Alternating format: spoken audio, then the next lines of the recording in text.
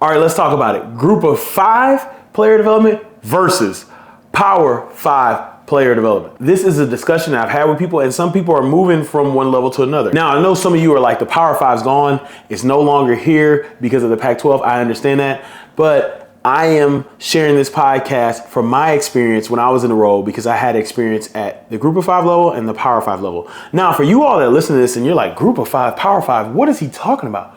What in the world are you talking about, dude? When we speak of Group of 5 and Power 5, we're talking about FBS college football. That's my experience. That's what I was in.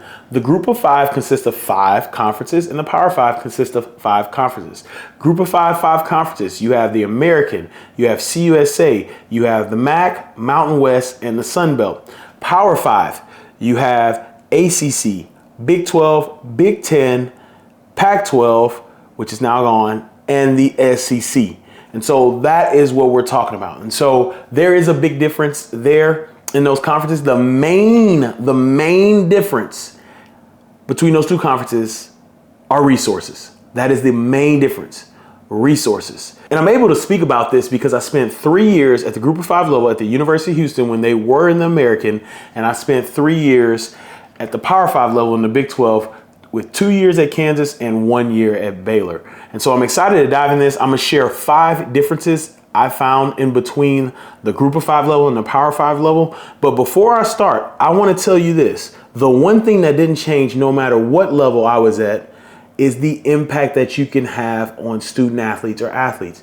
This has been the constant, or the common denominator of this role, of my life in this role, no matter what I've done, is the impact that you can have, no matter what I've done, where I'm at.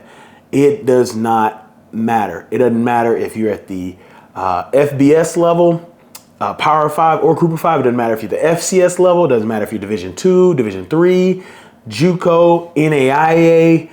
It doesn't matter if you're the high school level. It doesn't matter if you're youth levels, internationally. It doesn't matter which sport. The impact on the athletes and student athletes is what matters the most. When I was a high school coach, I didn't know anything about player development, but I knew about impacting athletes. That was the same thing, and it helped propel me into this role and help me have success.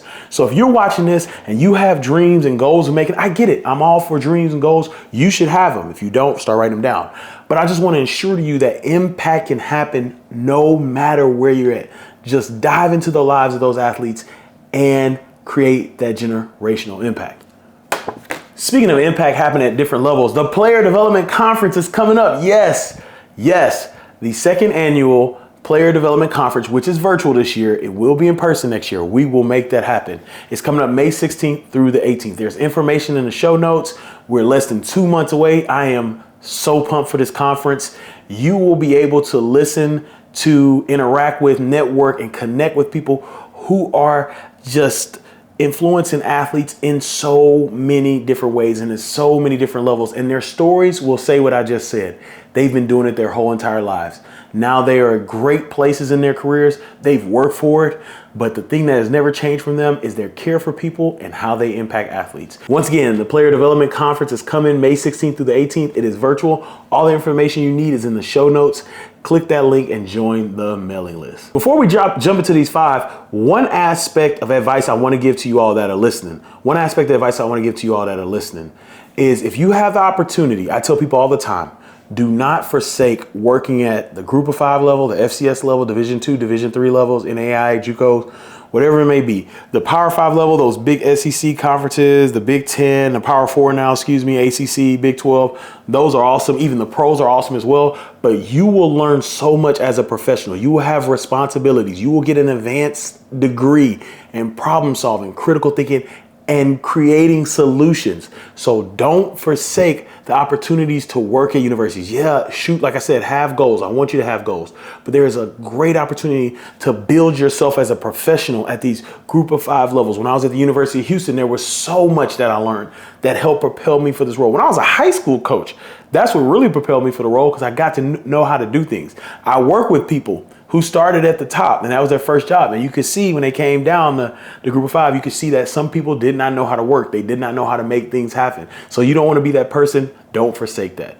All right, the number one difference from the Group of 5 level to the Power 5 level is salary. is salary. Now, you can check out this episode right here talking about how much I made in a role. But to keep it real quick with you, the University of Houston, my first player development job, group of 5, my starting salary was $50,000. My last year in the role at Baylor, my salary was $110,000. Not going to spend a lot of time here because once again, I have an episode right there for you. You can check it out. And I'll have it at the end. You can check it out. But salary is different. The salary is different. Also, one thing that it was similar. It's a little different. At Houston, I had bonuses in my contract. At Baylor, I had bonuses. But the bonuses I made at Baylor were incredible. There's a lot more salary available at the Power 5 level. Number 2, you have greater administrative responsibilities. Greater administrative responsibilities. When I was at the University of Houston, shout out to everybody I work with, I was given more like, hey, can you deal with this as players? There were certain things I knew, but there was a lot of stuff that I was kept out of, which was a little frustrating to me in the role because I was supposed to make some things happen, but I didn't know where to start. I didn't get it's like, hey, can you write the last chapter of this book? The introduction and the middle of this book is already done. And I got the little pieces, but I had to create a solution.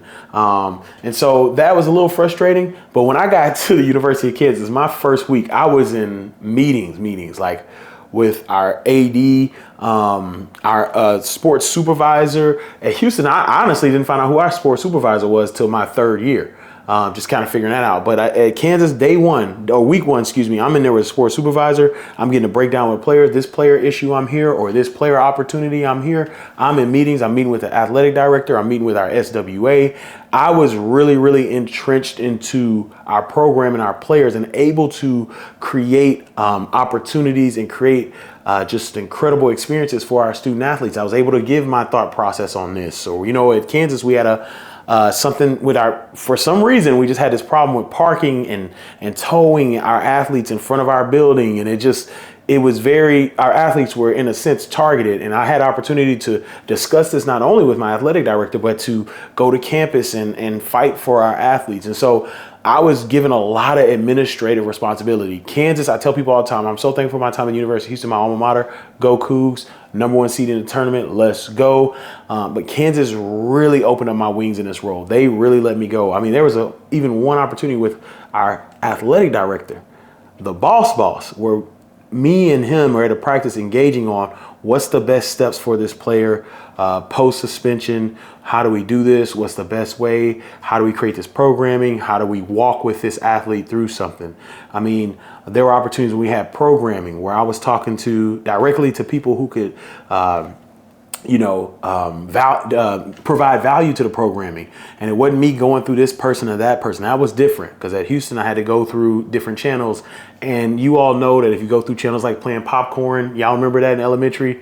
Maybe I'm too old. You whisper, hey, Johnny has a jacket on, and you run through the entire class. And by the time you get to the last person, someone's saying Michael Jordan is the greatest basketball player ever, right? That's kind of how it is when you're going through channels. And so I was thankful for the opportunity to get straight to it.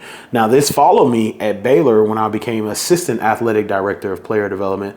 And I had a lot of great opportunities to meet with Marcus Sedberry. I forgot to say shout out to Mike Vollmer at Kansas, and shout out to my guy Terry Prentice. So many people at Kansas that was Kansas with me. But I got to meet with Marcus Sedberry. We were able to talk about certain things for the program, and I was able to talk to different ADs or be in meetings about this and that. Like, hey, how do we do this? How are we going to do senior day? What are your thoughts on pro day? What is this? And it was just a continuance of what I've learned at the Power 5 level, just that greater administrative responsibility. Now, I still was there for the players. I still did a lot of great things for the players, but just that helped grow me as a professional, learning, oh, okay, this is why we do things. Shout out to Terry Prentice back at Kansas. He put me on the hiring committee to help hire people in Kansas athletics. So I'm learning that. I'm learning, budget at Baylor. I'm learning, why do we have a department head meeting? Faculty, we're doing different meetings where I'm able to give, once again, my 2 cents. And so it was just greater administrative responsibility that I am super thankful for. Even to this day, it taught me so much. So that is something that you can expect, or it can happen, at the Power 5 level. Number 3, we talked about it, resources. So there are more resources at the Power 5 level. Once again, I don't want to spend a lot of time on that. Why is that? There's a lot of stories there, but the resources are incredible. I remember taking, when I was at Kansas, taking our players to the Black Student Athlete Summit. And it wasn't like it's like, yeah, all right, you want to take them? I was like, okay, well, cool. Not only do I want to take them, I want to get them, the pad folios. I want to get them business cards. I want to get them this. And they were like, awesome. Just write up why it helps the student athletes. And so I was just like, oh, snap. Now, did we do great things at the University of Houston? Yes. But there were certain things we couldn't do just because we didn't have the resources. It wasn't in the budget. So getting to the University of Kansas from Houston and having that opportunity, because just those resources provided significant impact in three main areas: programming, personal, and professional development. And so that was that was really, really huge. So the programming, resources help, my personal development, and then professional development. Personally, like I said, just if there was something I needed, like, I'd have talks. Hey, Ed, how can we help you in a role? How can we help you as a professional? I was able to get those resources. Hey, I saw this person talk about communication. I would love to do that. Or, hey, can I get mental health first aid? Not only for the athletes, but personally, I can use that in my personal life for people I know, my loved ones, even myself. And so there were opportunities for that. And then professional development. Hey, I was able to go to this conference. Not just the AFCA conference, but hey, I would love to go to NACTA. Shout out to N4A. Shout out to my N4A people. I was able to go there. I was able to go to other conferences. I was able to get courses. So resources just can help out so much. Like I said, the three main areas that it helped were programming, my personal development, and professional development. It was huge at the next level. There's budgets for professional development. There's opportunity. They bring in speakers. This is something that we did at Houston that they continue to do at the other schools, is bring in speakers and not only talk to the students, but talk to staff. So we would have, staff development overall. It's just incredible resources at the Power 5 level. And once again, this podcast is not to put Houston in the back burner or whatever it may be. I'm just talking real about the resources. Houston did a lot for us as well in programming, my personal and professional development, but the resources just increase at the Power 5 level. And honestly, Houston just went from the American to the Big 12. So they're in the Power 4. So there are staff members and people that are experiencing the increase in resources. Number 4, location. This one was huge. Now, this one goes to Group of 5 because when I was in an American conference, when I was at the University of Houston, you had Houston, which is in Houston, SMU, which is in Dallas, Tulane is in New Orleans, Tulsa's in Tulsa, UCF's in Orlando, South Florida's in Tampa, Temple's in Philly, Memphis is in Memphis. And so most people, and I just don't want to miss anybody or all those schools, but most of the schools were in a major metropolitan area. And that was huge. That was huge for programming. Being in the city of Houston for programming with all the Fortune 500 companies, with all the community organizations, award-winning community organizations, with all just a plethora of experiences that we can give our student athletes, from the Houston Rodeo helping out there. Y'all know, if you're from the age, you know about the Houston Rodeo, to the Super Bowls that came through, to the Final Fours, to just the different conferences that came through, the marathons, different things like that, just the opportunities, the CEOs who flew in every single day into the city of Houston. It was incredible. That was different. That was a little different going to Lawrence for Kansas and being in Waco for Baylor. Now, can you still create programming? Absolutely. Are there incredible businesses in those cities of Lawrence and Waco? Absolutely. Are there CEOs that can help your players? Absolutely. Do you have to take a distance to go to certain cities to get a little more? Absolutely. So when we were at University of Kansas before COVID hit, we wanted to take a KC tour. Well, of course, Lawrence is about 50 miles away from Kansas City, so it just takes us, we have to get the bus, we have to do this. It just makes it a little more difficult. Waco is in the heart of Texas. It's an hour and a half away from Dallas, hour and a half away from Fort Worth, hour and a half away from Austin, 3 hours from Houston, 3 hours from San Antonio. So you can get to those, but it just adds that wrinkle where Houston, you're just getting in the car. Where are we going? Which part of Houston are we going to? We're going downtown? Awesome. While we're in downtown, we're going to hit these 5 companies, these 5 people. And so that was something a little different for me in programming, in trying to create opportunities. There was just being in Houston is one of the largest cities in the United States.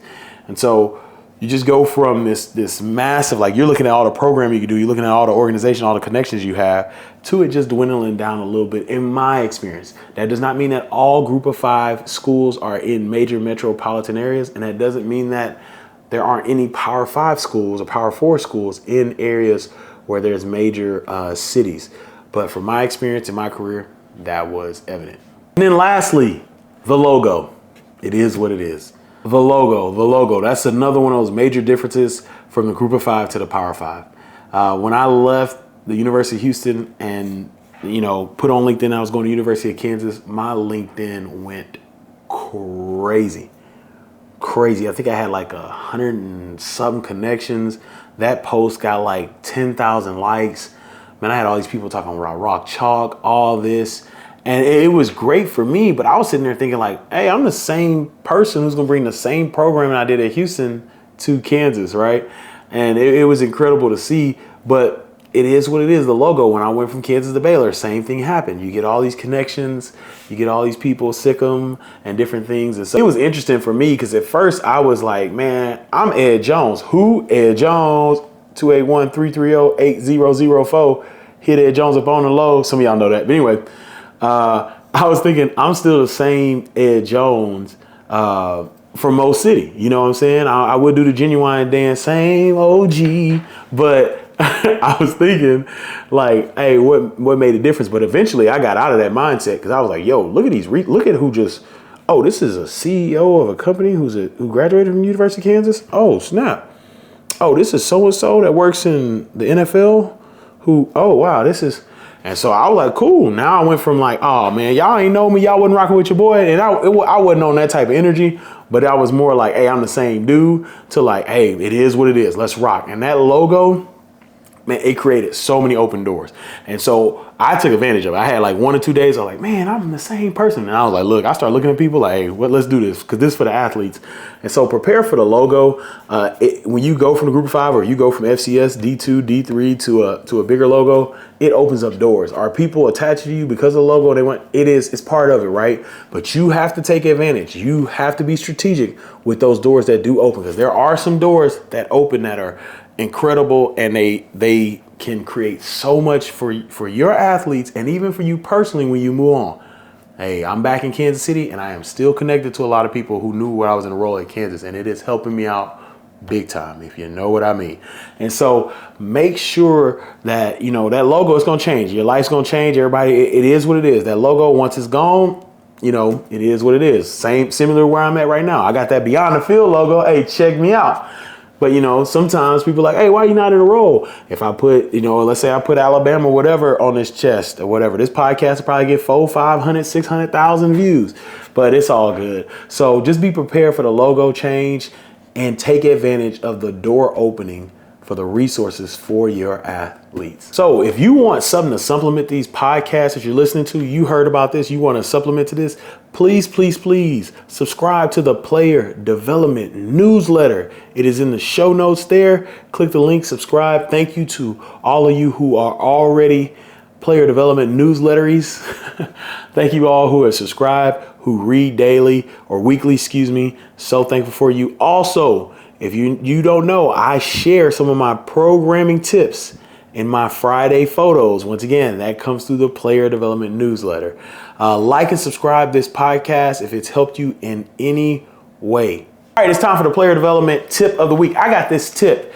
Before I talk about how I got the tip is to talk to coaches. Talk to your coaches about player development. This happened when a defensive coordinator came in my office. Hey, Ed, I love what you do. I want to talk to these parents about it, but I need to do it quickly.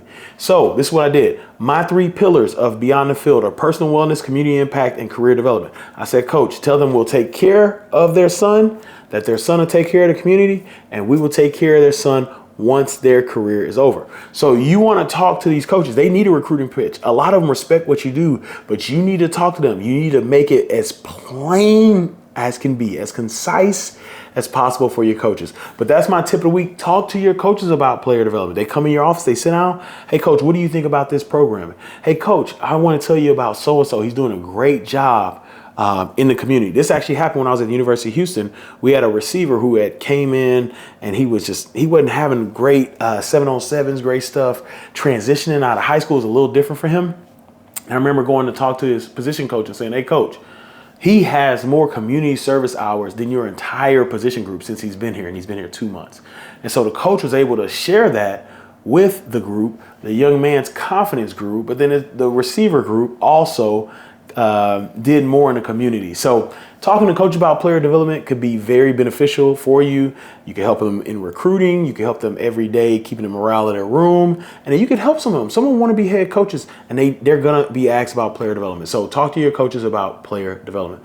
Thank you so much for spending time listening to this podcast. Like I said, this is Group of Five versus Power Five. I don't want to take any shots at any universities I worked at, especially my alma mater. I'm not doing that at the University of Houston, but I am thankful for my time, and there are differences at the Group of Five and the Power Five level. Once again, I talked about salary. Check out this video here. Check out my first day in player development here, and check out another video that will help supplement this podcast. Thank you so much. And as I always say, what do I always say? Go out and create generational impact. Don't wait. Create that generational impact today. Y'all have a good one. Man, I had a brain lapse.